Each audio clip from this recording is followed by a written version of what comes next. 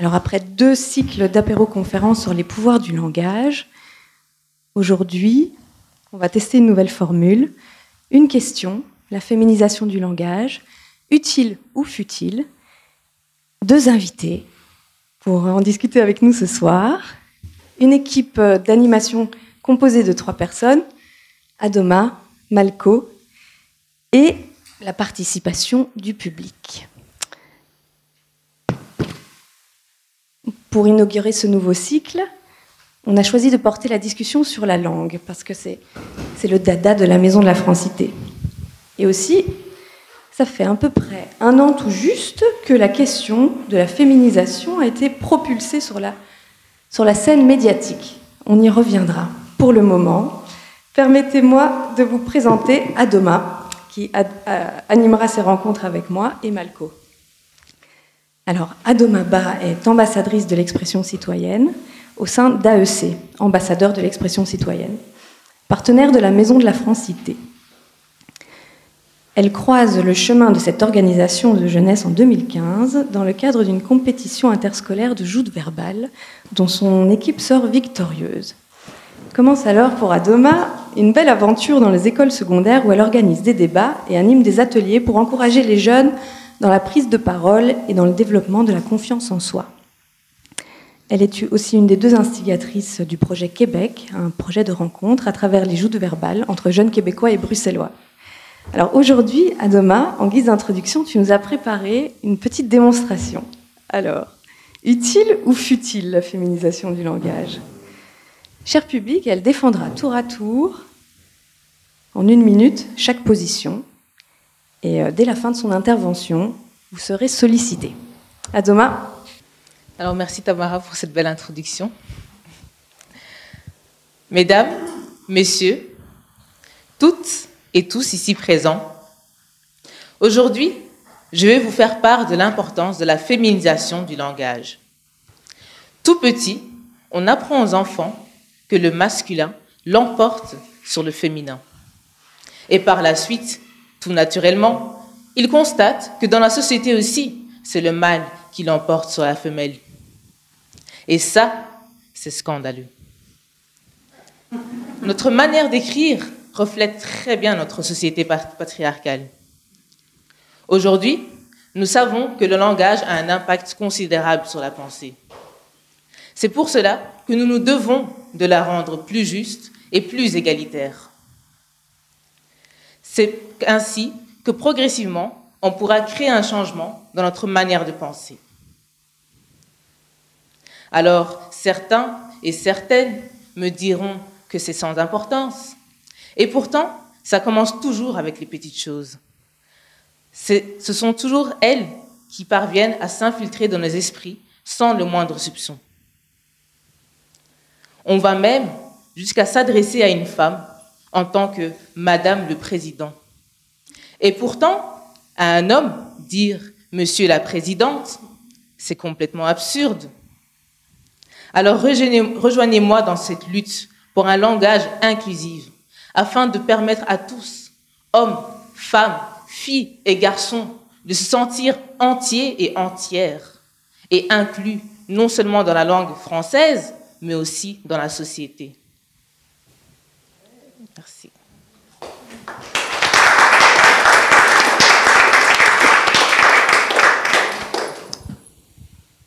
Bonsoir à tous. Je remercie ma très chère collègue pour son très beau discours. Et j'aimerais y répondre avec 3 simples questions. Est-ce que la féminisation du langage, qui se donne comme vocation la lutte contre la négation de la femme dans la langue, luttera-t-elle contre la négation de la femme dans la société?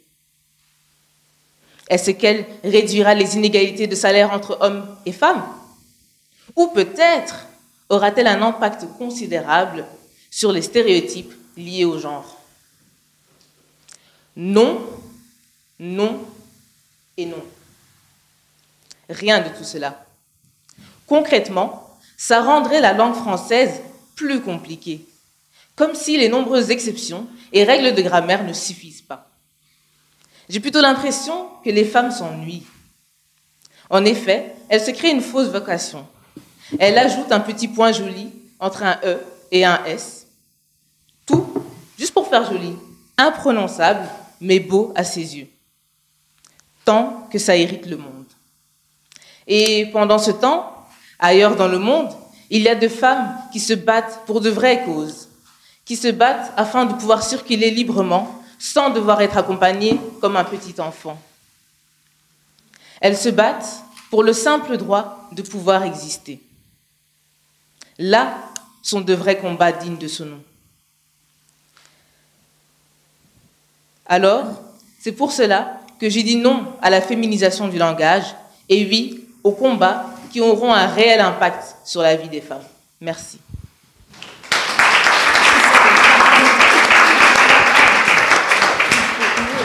Ce soir, nous recevons Anne Dister et Laurence Rosier. Elles sont toutes les deux linguistes et feront toute la lumière sur tous les axes du débat, parfois houleux, de la féminisation de la langue. Et si ce débat n'est pas nouveau, on peut remonter aussi loin que le XVIIIe siècle, où des grammairiens interventionnistes ont masculinisé la langue, ai-je lu. C'est surtout l'année dernière, et surtout en France, que le débat a fait rage. On parlait d'écriture inclusive, surtout, mais ici, à la Maison de la Francité, nous avons délibérément choisi de parler de féminisation plutôt que d'inclusion, pour mettre en lumière l'enjeu de la visibilité des femmes dans la langue, et on a choisi de faire référence au langage, de manière générale, plutôt qu'à l'écriture, car c'est aussi le langage parlé dont il s'agit. Je n'en dirai pas plus sur le fond du sujet. Je présenterai d'abord Anne Dister, qui prendra la parole en premier, pendant 10 minutes environ, pour une mini-conférence. Et ensuite, je vous présenterai Laurence Rosier, qui sera invitée au pupitre pour une durée équivalente. Alors, Anne Dister, vous êtes professeure de linguistique française et linguistique générale à l'Université Saint-Louis de Bruxelles. Vous enseignez aussi l'histoire de la langue française. Votre thèse, alliant linguistique informatique et sociolinguistique, portait sur l'analyse, je vais dire un mot difficile, du français parlé. Voilà, bon. Aujourd'hui, vous consacrez l'essentiel de vos recherches aux questions liées à l'orthographe du français et à la féminisation linguistique. Anne Dister a été membre du Conseil de la langue française et de politique linguistique de la Fédération Wallonie-Bruxelles, qui remplace depuis 2007 le Conseil supérieur de la langue française, et a présidé au sein de cette institution la commission féminisation. Anne Dister a publié avec Marie-Louise Moreau l'ouvrage devenu référence « Féminiser, vraiment pas sorcier », la féminisation des noms de métiers, fonctions, grades et titres. Elle est également l'auteur, l'autrice. Que préférez-vous? La SABAM et la SCAM aujourd'hui, c'est Société des auteurs et des autrices. Voilà. En plus d'une 60aine d'articles spécialisés, vous êtes aussi l'autrice de l'ouvrage Maître au féminin, guide de la féminisation des noms de métiers, fonctions, grades ou titres, une publication de la Fédération Wallonie-Bruxelles. Bonsoir, je suis ravie d'être là. Je trouve que c'est un bel endroit, je trouve que l'ambiance est chaleureuse. Je suis contente d'être invitée sur ce sujet-là et je vais tout de suite éclairer. Madame, je trouve que vous avez posé une bonne question quand il s'agit de voter. Qu'est-ce qu'on entend par féminisation? Ce qu'on entend par féminisation, il y a vraiment deux volets qui sont deux volets très différents pour moi.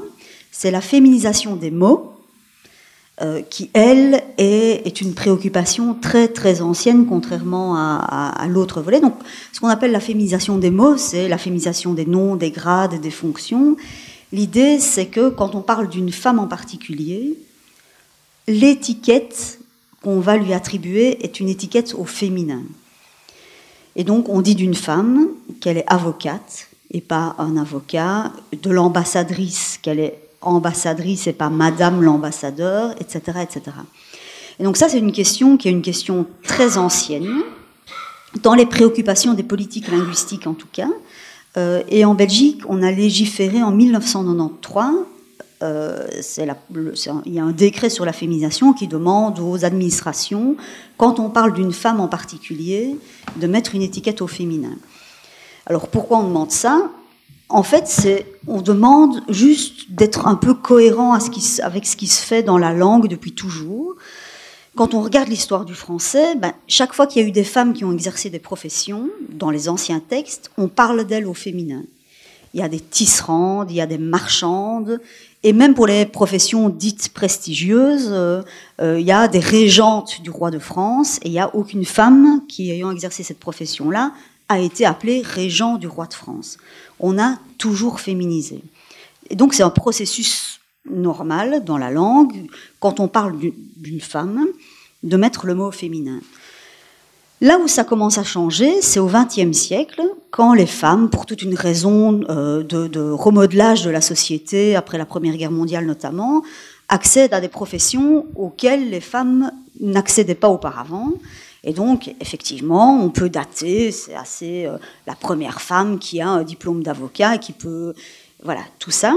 Et c'est là qu'il commence à y avoir une réticence et à ce que ces mots-là, parce qu'ils avaient toujours été utilisés au masculin, ne soient pas féminisés. Donc, quand en 93 la Belgique légifère, c'est pas un truc d'hurluberlu féministe, extrémiste, c'est juste dire le processus normal de la langue française a toujours été de mettre des mots au féminin pour parler des femmes, demandons que ça se fasse. Et alors, la raison qu'il y a là derrière, c'est pas une raison linguistique, la langue... c'est rarement la langue en elle-même et pour elle-même, sauf si on est grammairien et qu'on écrit des livres de grammaire, mais la langue, c'est l'idée, elle est utilisée par des gens, elle est dans la société, etc. Et donc, le gros argument qu'il y a là derrière, c'est que quand on met des mots au masculin, ça rend pas visibles les femmes dans la société. Ça occulte le fait que la profession est exercée par une femme. Si je vous dis le Premier ministre japonais Itsuko Fujimura nous rendra visite ce soir, vous allez voir arriver une délégation de Japonais, parce que je vous ai dit le Premier ministre, vous allez chercher Itsuko Fujimura parmi un homme. Alors que vous ne le savez pas, mais Itsuko c'est un prénom féminin, et donc en fait c'est une femme que vous devriez chercher. Et donc le gros argument pour la féminisation, c'est de rendre les femmes visibles dans l'espace public. Et moi, mon argument en tant que linguiste, même en n'étant pas sociolinguiste, parce que j'adhère évidemment à ça, rendre les femmes visibles, dire qu'il y a des femmes qui sont directrices financières, qui sont avocates, et que les ambassadrices, c'est pas que celles qui amènent les Ferrero Rocher aux soirées de l'ambassadeur, mais c'est aussi celles qui ont un vrai diplôme et qui exercent la fonction diplomatique. Donc, voilà, l'argument, c'est rendre les femmes visibles. Ça, c'est l'argument sociolinguistique, mais l'argument linguistique, c'est qu'il n'y a rien qui empêche de dire ambassadrice ou pharmacienne ou avocate dans les règles de la langue française. Il y a un exercice que je fais avec mes étudiants quand je commence ce cours-là, c'est je leur donne 10 noms de professions au masculin dont je sais qu'ils sont un peu difficiles. Expert, agent immobilier, soldat. Et je leur demande de mettre les mots féminins. Et je vois bien là, agente immobilière, ou agent de police. J'ai expert immobilière et j'ai agent de police. Et alors pour agent de police, ils mettent policière. Parce que agente de police, enfin, je choisis ces mots-là parce qu'ils sont difficiles. Et puis j'ai 10 mots comme ça, et puis j'ai 10 mots ensuite, qui sont des mots que j'ai inventés, mais qui ont exactement les mêmes terminaisons que les mots qui sont difficiles. Et donc, expert, c'est difficile. Mais mirapère, qui est un mot que j'invente, tous les étudiants mettent miraperte. Ils mettent un E. Ah oui, comment on fait le féminin en français? On met un E.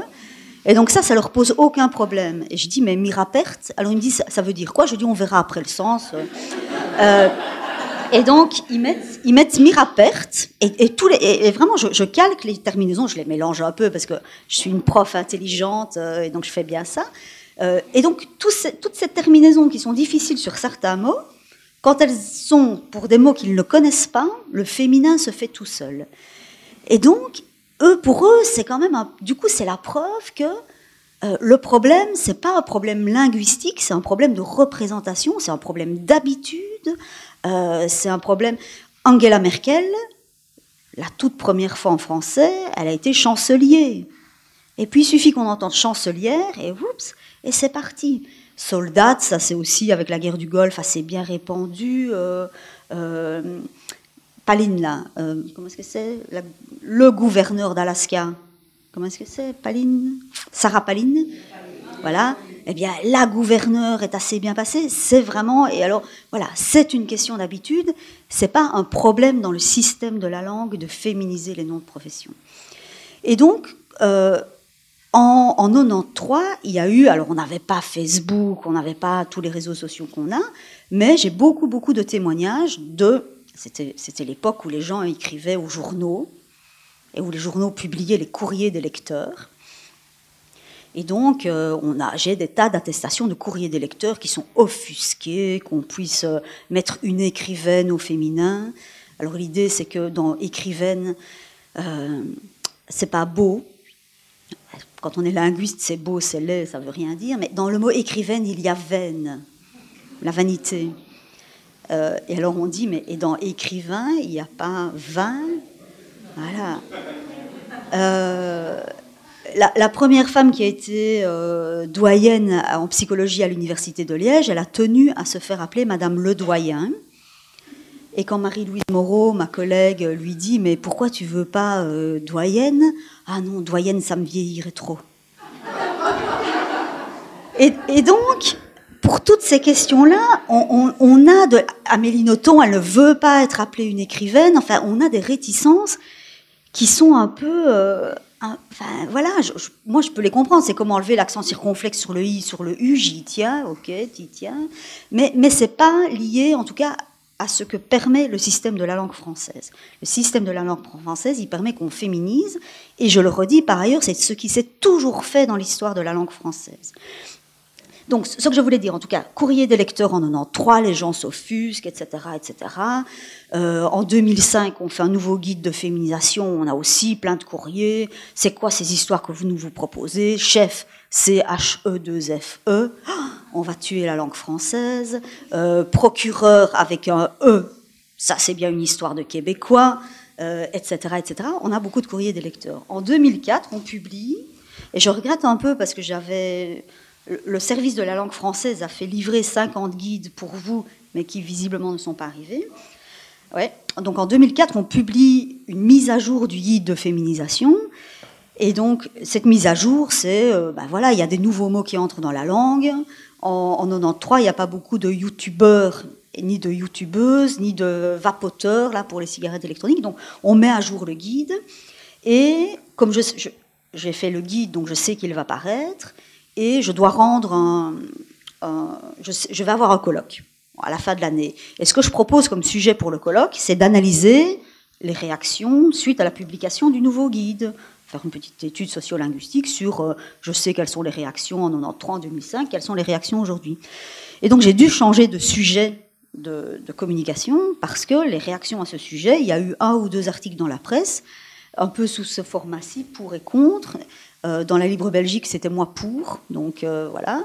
Et puis il y avait une contre. Et à part ça, c'est quelque chose qui est relativement bien passé. On voit qu'il y a encore des réticences, on voit qu'il y a des femmes qui sont des substituts plutôt que des substitutes. Hier, j'ai entendu ma bourgmestre parler, elle est expert, elle a été expert à la Cour européenne. Ouais, Laura, experte. Ah non, expert, c'est plus prestigieux. Enfin, on pourra reparler sans doute dans la discussion des motivations qui sont derrière les femmes qui sont ambassadrices. Elles disent, ah oui, mais non, moi j'ai pas envie qu'on me confonde avec la femme de l'ambassadeur. Ouais, ben, voilà. Mais donc, il y a des arguments qui sont toujours les mêmes derrière, on pourra en discuter, je ne vais pas en parler maintenant. Donc tout ça, c'est un premier volet, et dont Laurence ne parlera pas, parce que maintenant, on est tous d'accord là-dessus quand même. Enfin, il y a... Comment ? Il est temps, quoi. Il faut quand même ressurgir avec l'écriture inclusive, les écrivaines, c'est moche. Voilà. On est retourné à l'âge de pierre. Mais oui, mais c'est pas ce qu'on a pu connaître avant. Enfin, il y a quand même, la presse a bien, pour faire des études dans l'usage de la presse, etc. C'est quand même relativement bien passé. Enfin, c'est un peu, oui, désolant qu'on doive en reparler, mais je pense qu'il n'y a pas tant. Les réticences ne sont pas les mêmes que pour le deuxième volet de ce que vous avez appelé la féminisation, qui est alors qui est apparu, c'est vraiment à l'automne de l'année dernière. En fait, j'ai fait une conférence au mois de juin sur le sujet, donc ce qu'on appelle l'écriture inclusive, et ça ne s'appelait pas écriture inclusive. il y avait plein de noms qui circulaient, rédaction épicène, rédaction non sexiste, rédaction non discriminatoire. Il y avait déjà un peu le mot écriture inclusive, mais c'était pas du tout. Donc on est au mois de juin, et je suis bien renseignée sur le sujet. C'est pas du tout un terme qui est à l'avant de l'actualité. Mais rentrée de septembre, là, c'est le terme d'écriture inclusive.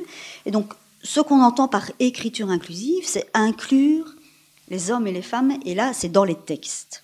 C'est pas on parle d'une personne en particulier, c'est je vais m'adresser à un ensemble d'individus, et plutôt que de dire les enseignants, l'écriture inclusive demande qu'on manifeste qu'il y a des enseignants et des enseignantes en considérant que le masculin pluriel ne peut pas référer à des ensembles mixtes. Alors, dans ce truc d'écriture inclusive, ou non discriminatoire, ou non sexiste, il y a un premier volet qui consiste, je devrais en parler d'abord, à ne pas avoir des formulations sexistes. Moi, j'ai jamais de ma vie enseigné à mes étudiants que le masculin l'emportait sur le féminin. Jamais. Et je leur dis, je vous entends dire ça, je vous fouette. On ne peut... Enfin, voilà. Attention, c'est filmé. C'est filmé. Mais c'est peut-être pour ça que ça marche. Alors, on devrait être plus pour les châtiments corporels avec les étudiants, parce que ça, ils captent bien. Mais ouais, comme pour la conjugaison et les belgicismes. Alors, on arrive bientôt à la fin de la première intervention. Ce serait dommage de conclure là-dessus.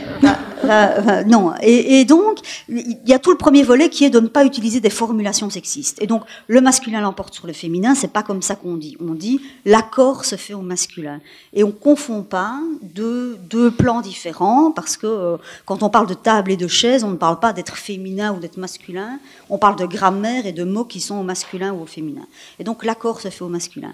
Un truc sur lequel on peut être d'accord, enfin moi c'est le panier de la ménagère, voilà, le panier du ménage, ou utiliser quelque chose en bon père de famille, qui est un terme juridique, voilà, utiliser en personne responsable, enfin éliminer toutes ces formulations qui sont sexistes.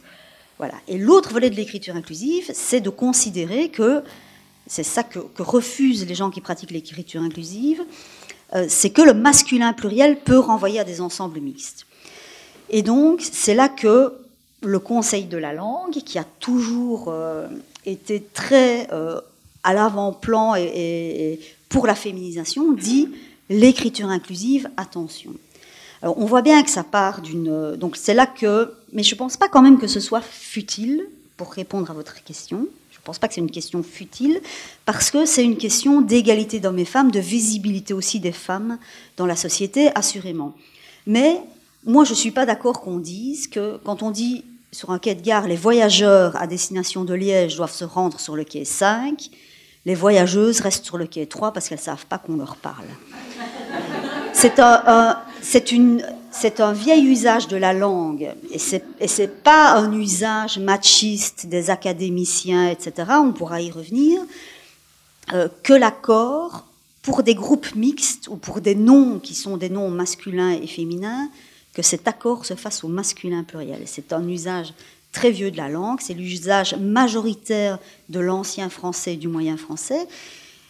Et donc, je suis très ennuyée que dans les débats, on place ça sur le plan idéologique uniquement en disant les académiciens sexistes ont décidé que. Ça, c'est absolument pas vrai.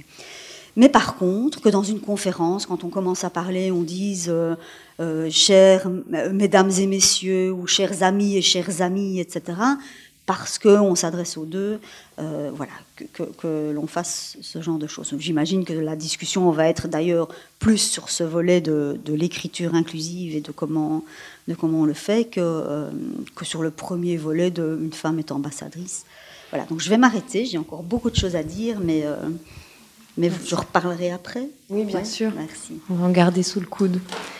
Merci beaucoup, Anne. Maintenant, c'est au tour de Laurence. Laurence Rosier est professeure de linguistique, d'analyse du discours et de didactique à l'Université libre de Bruxelles. Elle est membre active de l'ADISCO, Langage et Discours, le centre de recherche en linguistique de l'ULB. Elle est l'autrice notamment du Petit traité de l'insulte, paru une première fois en 2006, et en 2015, elle a été commissaire de l'exposition Salope et autres noms d'oiselles consacrés à l'insulte au féminin, mêlant approches scientifiques, artistiques et pédagogiques. Elle y consacre d'ailleurs un livre intitulé De l'insulte faite aux femmes, non, de l'insulte aux femmes, pardon, paru l'année dernière.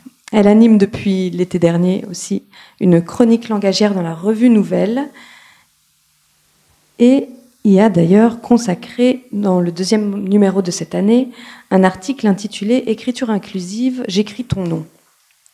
Par son étude, par son enseignement, ses contributions écrites et ses interventions publiques, qu'on ne dénombre plus, il y en a plus de centaines sur plusieurs continents, la démarche de la linguiste Laurence Rosier est aussi une démarche citoyenne et militante. Voilà, il va falloir assurer après toi, Anne, sur cette écriture inclusive. Alors, je dirais tout de suite, en effet, que c'est une écriture militante et politique. Et donc, il y a quelque chose qui n'est pas de l'ordre de la langue, hein, comme tu le disais, même si quand tu dis qu'il y a une espèce d'arbitraire, hein, la table et le porte-manteau, bah voilà, c'est arbitraire. Mais en même temps, je discutais avec la linguiste Kerbra Orecchioni qui disait que quand on dit le Rhône et la Saône, il y a des connotations masculines et féminines. Hein, même la table, on met une nappe, hein, on l'embellit. Donc on a là quelque chose qui est de l'ordre de l'imaginaire de la langue. Et contre ça, malheureusement, les linguistes ne peuvent rien. Quand on a mal aux dents, on va voir le dentiste. Quand on a mal à la langue, on ne va pas nécessairement consulter le linguiste. Alors, en ce qui concerne l'écriture inclusive, je dirais plusieurs choses. D'abord, on a découvert, de façon médiatique, comme tu le disais, toi, c'était évidemment un débat qui était déjà présent auparavant. Mais si je vous disais que cette recherche de l'écriture inclusive et de la grammaire épicène, en fait, date de beaucoup plus longtemps, et surtout des années 80, que des personnes la pratiquent depuis cette époque sans que ça fasse de remous, ben, ça vous semblerait peut-être un peu bizarre, mais c'est un peu cette histoire-là que je vais retracer. En fait, l'écriture inclusive, alors d'abord le terme inclusif, il vient d'une tradition politique qui est de défendre l'idée d'une société inclusive.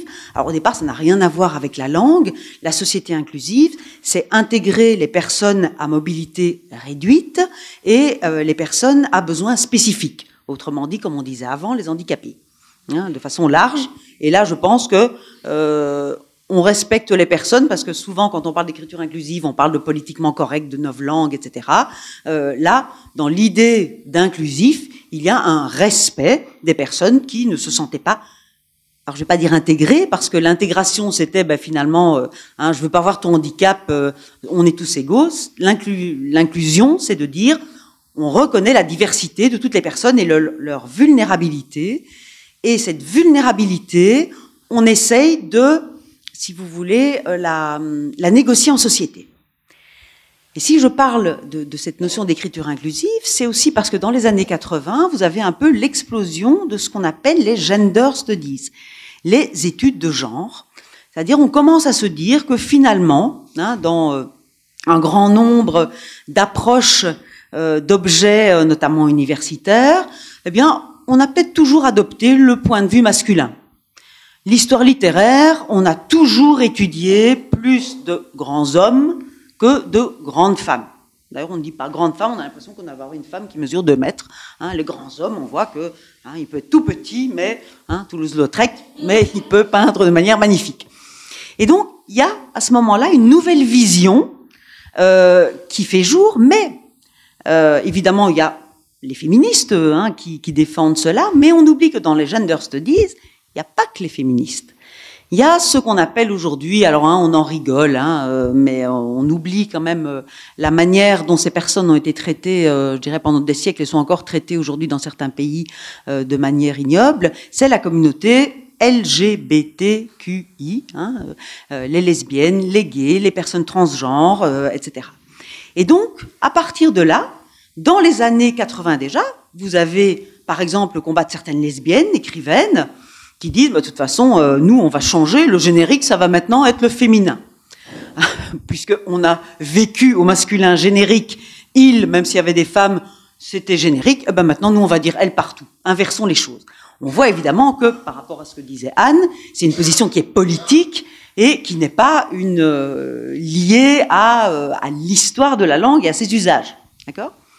Par rapport à cette dimension politique, l'écriture inclusive est d'abord pratiquée justement par les universitaires qui, se confrontant à de nouveaux chercheurs et chercheuses, se disent, si moi je milite pour la reconnaissance des personnes à orientation sexuelle différente de la mienne et que elle trouve que c'est important de marquer ou de ne pas marquer, j'y reviendrai, eh bien, nous, on va écrire nos articles scientifiques en écriture inclusive. Ce qui veut dire que les articles scientifiques ne sont pas beaucoup lus parce que ça suscite pas du tout de problème, ou en tout cas, ce sont les pairs qui les lisent. Et moi, je sais que depuis 2014, dans des articles scientifiques sur des questions de genre, je pratiquais l'écriture inclusive en l'adaptant un petit peu parce qu'il est vrai qu'il n'y avait pas nécessairement des manuels, des règles, et que j'essayais, parce qu'évidemment, si vous écrivez un article sur locuteur-fauteur, alors vous vous dites, je vais mettre chaque fois quoi ? Locutrice fauteuse, et alors c'est vrai que ça pose en effet des problèmes un peu de lisibilité, donc finalement qu'est-ce que vous faites ? Vous mettez LF, vous faites une abréviation, et comme ça vous avez résolu le problème. Donc vous voyez qu'au départ, le problème politique, c'est quand il est sorti de cette sphère intellectuelle, on va dire, et que une série de militants et LGBTQI, qui eux-mêmes sont divisés sur la question, et j'y reviendrai, et qui ont décidé de sortir cette problématique sur la place publique. Alors, c'est vrai qu'il y a quelque chose là où, et là je te rejoins Anne, par exemple, aujourd'hui la communauté trans à l'ULB voudrait que l'on utilise le neutre. Tout ce qui est neutre, c'est-à-dire qui ne marque plus le genre. Mais d'un point de vue politique, pour montrer qu'il n'y a que 10% de femmes qui sont aujourd'hui professeurs ordinaires, et en même temps il faudrait que je dise professeurs ordinaires, si on neutralise cette différence, on invisibilise un combat de femmes parce qu'on doit encore montrer qu'il n'y a pas assez de femmes avant de les invisibiliser. Donc vous voyez que tout ça, évidemment, est lié et n'est pas simple. La politique n'est jamais simple. Enfin, la langue non plus, mais on pourrait la simplifier. Alors, quand on parle d'écriture inclusive, alors moi, je sais très bien faire la part des choses, c'est-à-dire que j'ai un côté qui est militant, mais qui n'est pas une militance extrémiste, au sens où, en termes de communication, par exemple, de mon université, nous avons défendu l'idée de faire le guide Demain étudiant. Alors évidemment, je me heurte au problème, point médian ou point bas, parce qu'il y a des difficultés technologiques, mais de se dire qu'à l'intérieur, ça serait peut-être fastidieux de chaque fois remarquer avec un point médian, etc. Et donc, il y a un côté, se dire, tiens, par exemple, dans les formes brèves, ça serait quelque chose à utiliser pour marquer le coup d'un point de vue militant, mais en même temps, ne pas compliquer les textes administratifs, par exemple, qui sont déjà assez compliqués. Donc, c'est en négociation. Et j'aime bien dire que l'écriture oulipienne, ce que je trouve, l'écriture inclusive, elle est pour moi une écriture oulipienne, c'est-à-dire que on peut la discuter.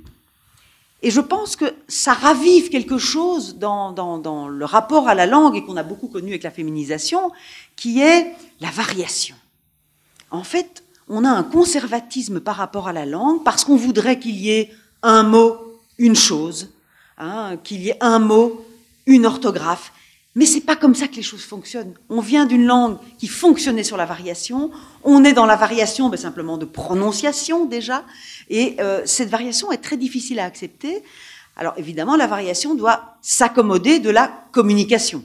S'il y a trop de variations et qu'on n'arrive plus à communiquer, ça pose problème. En militant pour l'écriture inclusive dans une certaine série de formes, dont je rappelle que c'est à la fois la féminisation des noms de métiers et des fonctions, la règle d'accord, le masculin l'emporte sur le féminin, avec l'accord de proximité, qui est prôné par certains et certaines, les abréviations évidemment qu'on peut utiliser, ce point médian, ce point bas, les parenthèses, etc., etc. La double flexion, c'est ce que je pratique à l'oral, étudiant, étudiante. Hein. C'est vrai que là, on est un peu opposé avec cette question des voyageurs et des voyageuses. Hein, Et puis, il y a aussi la volonté de neutralisation. C'est-à-dire que dire la communauté universitaire ou la communauté étudiante, ça permet de ne pas devoir chaque fois rédupliquer. Et d'ailleurs, toute une série de personnes non binaires, par exemple Alferraz, qui vient de publier une grammaire inclusive, milite pour un nouveau neutre. Évidemment, le neutre qui existait en latin, etc., il a vécu quelque part parce que les représentations étaient tellement fortes dans la circulation de la langue qu'on ne peut plus aujourd'hui... enfin, on peut, mais disons que c'est un peu difficile de défendre un neutre qui serait générique, mais elle propose des nouveaux neutres, des nouvelles formes de neutres. Alors là, quand on touche à la morphologie de la langue, c'est encore pire, mais par exemple, aujourd'hui, moi je vois mes étudiants et étudiantes, hier il y avait la présentation et l'accueil des étudiants en romane, eh bien le représentant du cercle culturel des romanes a utilisé le pronom il, elle. Ils trouvent ça chouette en fait. Moi j'aime bien quand les gens ils s'approprient la langue, parce que au moins ça montre qu'ils n'ont pas cette peur et cette insécurité linguistique qu'ont beaucoup de personnes, qui est de dire je parle pas assez bien, alors je vais surtout pas oser inventer des mots. J'ai encore je vais terminer par les violences de langue. Je voudrais dire que la langue, elle suscite amour, haine et polémique, surtout quand on la touche. Et il est clair que moi, ce qui m'a toujours fasciné depuis des années, c'est que je travaille sur les violences de façon générale aux femmes, etc. Et aussi les violences quand on touche aux questions de langue. On a pu lire l'écriture inclusive, nouvelle fabrique des crétins, écriture inclusive, un outil d'exclusion, l'écriture inclusive, ça marchera jamais et c'est tant mieux, l'écriture inclusive, négationnisme vertueux. Alors pour qu'un philosophe comme Raphaël Enthoven utilise le terme négationnisme, qui est quand même un terme marqué politiquement et historiquement, pour moi c'est une dérive assez grave. Et je cite toujours cet exemple d'une femme, parce qu'évidemment il n'y a pas que des hommes qui sont opposés à la féminisation et l'écriture inclusive. Et quand je te disais qu'on retourne à l'âge de pierre, c'est une femme qui dit écrivain, écrivaine c'est moche, pompière c'est moche, et l'écriture inclusive c'est pour les gouines mal baisées, moi j'aime la bite mesdames. Et donc je reçois ce type de message où vous voyez qu'on confond tout. Et que évidemment il y a toutes les représentations du féminisme qui seraient castratrices de la langue, mais non, la langue elle est féminine dans notre représentation, on peut pas la castrer, c'est pas le langue. Et donc toute cette question des violences de la langue, elles m'ont amené à me distancer aussi, et en me disant de toute façon il ne faut pas. Et je terminerai par là, c'est Jean-Pierre Jaffré qui disait cela, et qui est un psycholinguiste qui a défendu la réforme de l'orthographe. Il disait, le problème des réformes quand on touche à la langue, c'est que chacun possède sa langue et peut avoir un comportement métalinguistique, c'est-à-dire réfléchir à sa langue. Il est amoureux de sa langue, etc. Et donc, il faut un moment très favorable culturellement. Pourquoi en France, l'écriture inclusive fait tellement de crispation? Il y a eu le mariage pour tous, les PD, ils ont déjà eu assez. Alors si en plus... ils demandent, et les féministes demandent l'écriture inclusive, c'est un trop. Je caricature un peu, mais moi qui ai étudié les insultes à Christiane Taubira lors du mariage pour tous, je peux vous dire que tout ça était mêlé, et les questions de langue aussi. Et donc, on doit avancer à petits pas, et c'est pour ça que, déjà, la féminisation, et je pense qu'en effet, l'écriture inclusive, c'est complexe, c'est compliqué, ça ne doit pas être imposé, certainement pas, mais il y a des appropriations qui peuvent être faites, et qu'on doit écouter. Et aujourd'hui, il y a sur Facebook un groupe qui s'appelle Tag Inclusive, où nous montrons la diversité de l'appropriation. Par exemple, vous savez, les entreprises, elles ont compris que c'est un business, l'écriture inclusive. Dans les formations maintenant à la rédaction claire, j'ai une amie qui s'appelle Anne Vervier, eh bien, elle s'interroge en disant lisibilité et écriture inclusive, est-ce que c'est compatible? Et les entreprises disent oui, on va faire des slogans parce que comme ça, on montre qu'on est moderne et en avancée. Donc, vous voyez que, évidemment, on n'est pas loin des questions de langue, mais je pense aussi qu'on est quand même dans quelque chose qui est un tout continuum, et je pense que faire pour, contre, c'est-à-dire c'est des combats qui ne servent à rien, tout est langage. Pourquoi est-ce que les gens se battent et polémiquent sans cesse jusqu'à 3 heures du matin sur Facebook? C'est qu'ils pensent quand même que leur parole, ou en tout cas leur écriture, a peut-être une chance d'influencer les autres. Voilà, je vous remercie. Bien, merci. Alors ma question, c'est est-ce que, puisque le langage véhicule des représentations, qu'en changeant de langage, en employant d'autres mots, de nouvelles expressions, on peut changer aussi son rapport au monde, pensez-vous inversement que, en changeant une langue, on puisse changer le monde? Vaste question, c'est-à-dire est-ce qu'il y a une dimension performative, comme on dit dans notre jargon de linguiste, de la langue, quand on dit « je vous déclare unis par le lien du mariage », c'est performatif. Il faut que ça soit dit pour que ça soit fait. Alors, maintenant, ce n'est peut-être pas évidemment simplement se contentant de féminiser que on va changer le monde, mais en même temps, je ne suis pas d'accord avec ce discours-là parce que, en fait, c'est parce que les femmes ont commencé à occuper des postes traditionnellement réservés aux hommes qu'il y a eu une volonté de changer la langue. Moi, j'ai eu la même chose que toi. On a eu une rectrice qui ne voulait absolument pas qu'on l'appelle rectrice parce que rectrice, c'était la plume sur le cul du pigeon. Donc, dans la force des représentations, on est quand même très loin. Mais ça, c'est l'imaginaire linguistique. Et l'imaginaire linguistique, il mêle les normes objectives et les normes subjectives. Quand Madame dit, en effet, en France, mais oui, la France, le français est la langue de la République. Donc il y a un investissement idéologique dans cette langue.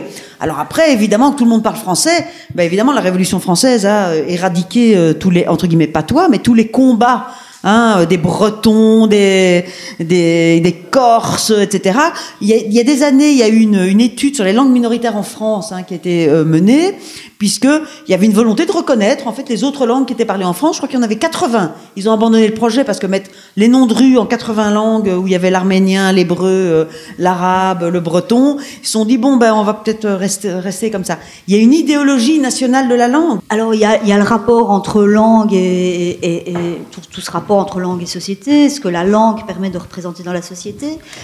La question vraiment de la féminisation, mais c'est aussi cette question de l'écriture inclusive. Au départ, c'était de rendre les femmes vraiment visibles dans la société. Je vous ai donné mon exemple en japonais, mais voilà, on a aussi si on dit aux petites filles, et ça, il y a plein de choses de tests de psycho qui ont montré, si on dit aux petites filles qu'il y a des chirurgiens et des infirmières, elles conçoivent leur avenir professionnel comme étant, pas celui d'un chirurgien, parce que c'est des hommes, mais comme étant celui d'une infirmière. Et la langue permet un peu de changer ça suffit pas, mais ça participe de ce truc-là. Je raconte toujours à mes étudiants, quand ma fille était petite, elle me met un pansement on est devant un truc où il y a des chevaux, bref, c'est dehors, et il y a un monsieur qui passe et qui est très gentil avec elle et qui lui dit « Oh, c'est bien, quand tu seras grande, tu seras infirmière. » Alors moi, mon sang ne fait qu'un tour. Et je dis, pourquoi infirmière? Pourquoi pas médecin? Mais plus agressivement que ça, parce que c'est des choses qui sont insupportables pour moi. Et alors, il est tout penaud, il dit, oui, médecin, si tu veux, lui dit-il, sans doute comprendre. Et voilà. Mais je suis bien convaincue que si ça n'avait pas été ma fille, mais mon fils, ce monsieur ne lui aurait pas dit, tu seras infirmier. Jamais on va dire à un petit gamin, tu seras infirmier. Et voilà, et donc de dire, il y a des chirurgiennes, et on dit la chirurgienne, et de dire l'avocate, et de dire la pharmacienne, l'ambassadrice, la directrice de la banque, les petites filles peuvent concevoir leur avenir professionnel sans s'auto-censurer elles-mêmes, parce que ça, on a bien montré.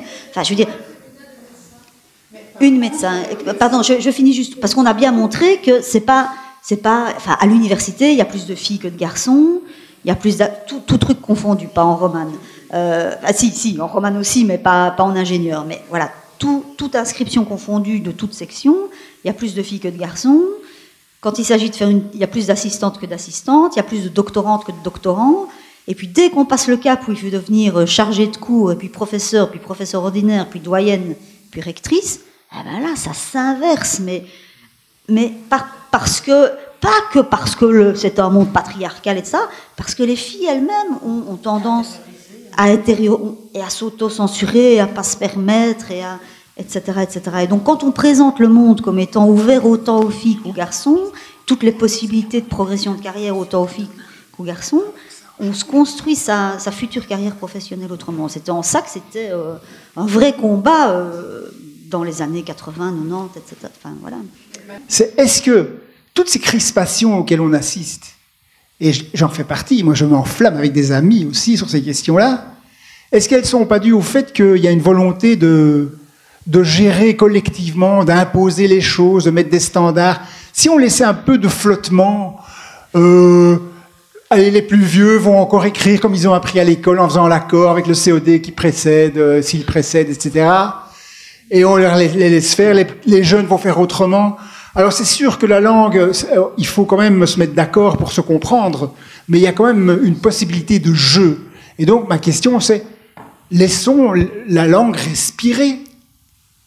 Je suis tout à fait d'accord, mais les puristes, justement, n'aiment pas la variation. Et donc, par rapport à ce que vous dites, je suis tout à fait d'accord. Moi, j'étais pour la coexistence de l'ancienne et la nouvelle orthographe, pour une certaine polygraphie. Parce qu'évidemment, il y a des périodes de transition, et puis un moment, un usage qui prend ou pas. Mais à l'inverse, le puriste, il va contre ou la puriste. Je dis le puriste parce que la figure du spécialiste qui se crispe autour de la langue, c'est quand même, elle est plus éminemment masculine que féminine. Et donc, voilà, à partir du moment où ils n'aiment pas qu'on puisse, l'un ou l'autre se dise, ah non, il faut qu'il y ait la règle qui nous dise exactement, etc. Mais par ailleurs, ils sont contradictoires parce qu'ils vont aussi dire la variété de la langue littéraire. C'est toujours pour les érudits et les littéraires, ça peut varier. Mais pour le peuple, non. Donc il y a un truc très classiste dans la position par rapport à la langue. La crispation, elle vient aussi, je pense, parce que souvent quand on parle de questions de langue, on parle de questions d'enseignement. Et donc, c'est les petites chères-têtes blondes. On dit toujours ça aujourd'hui. C'est quand même incroyable. Je l'ai encore entendu. Je suis choquée, quoi. Alors qu'on n'arrive pas. On parle de diversité, etc. Les journalistes de RTB feraient bien de varier leur truc. Et on parle toujours d'enseignement. Et donc, comme tout le monde connaît sa langue et comme tout le monde a été à l'école, tout le monde a un avis sur l'école et la langue et sur l'enseignement. Et à partir de là, c'est très difficile. On a par exemple sur l'accord du participe passé, moi c'était dur et donc je vois pas pourquoi les autres ça devrait pas être dur. Pour moi c'est logique, je vois pas pourquoi pour les autres c'est pas logique. Et c'est très difficile de lutter contre ça en disant cool, parce qu'en fait nous c'est jamais que des conseils de la langue, parfois des décrets. Alors oui. Par rapport à la féminisation, il y a une obligation, mais pas dans la vie courante. On va pas venir dans votre cuisine voir si vous dites cafetière, cuisinière, etc. Enfin, pour désigner des femmes, pas pour désigner des objets. Donc voilà, je crois que. Mais il y a cette recherche. On a envie que la langue soit ce qu'elle n'est pas en fait, parce que cette variation, elle est intrinsèque à la langue. Mais en même temps, quand on promeut une certaine variation, une certaine tolérance, les gens sont pas contents non plus. Oui, et bonsoir.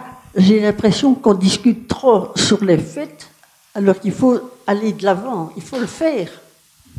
Il ne faut pas attendre que les gens soient d'accord qu'on le fasse. Mais par exemple, moi je pratique l'écriture inclusive parce que j'en ai marre de discuter jusqu'à minuit sur Facebook avec les gens qui sont opposés. Alors je la pratique, et donc la féminisation aussi. Ça, vous avez raison. Mais après, il faut quand même... Allez, les débats de langue, à partir du moment où on est linguiste et on est sur les réseaux sociaux, si on commence à intervenir de façon publique et politique, il faut tenir un peu le crachoir aussi, essayer de propager la bonne parole, mais elle se propage aussi par la pratique. Et de toute façon, après, ce n'est pas seulement sur l'écriture, la langue, c'est le combat contre les violences conjugales, c'est le combat contre le sexisme au travail. Mais tout ça est lié. Je peux vous dire que les gens qui militent pour l'écriture inclusive, en général, ils font aussi autre chose. Les gens qui utilisent cet argument de dire occupez-vous d'autre chose, on s'en occupe aussi. Et la plupart du temps, ces militantismes sont très liés.